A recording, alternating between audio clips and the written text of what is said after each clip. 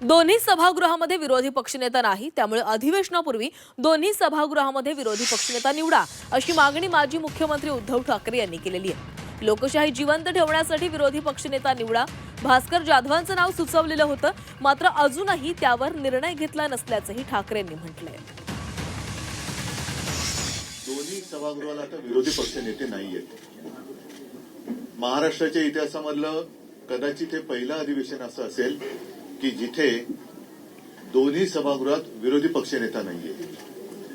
तसं पाहिलं तर विधानसभा म्हणजे आता आपण अप्पर हाऊस आणि लोअर हाऊस खालचं वरचं, त्याच्यामुळे विधानसभेच्या निवडणुकीनंतर आम्ही विधानसभा अध्यक्षांना विरोधी पक्षनेते पदाचं नावासहित भास्कररावांच्या नावासहित पत्र दिलं होतं। अजूनही त्याच्यावरती निर्णय झालेला नाही। साहजिकच आहे त्याच्यानंतर विधान परिषदेचं विरोधी पक्षनेतेपद रिकामं झालं, त्याही बद्दल विरोधी पक्षाकडनं पत्र गेलेलं आहे।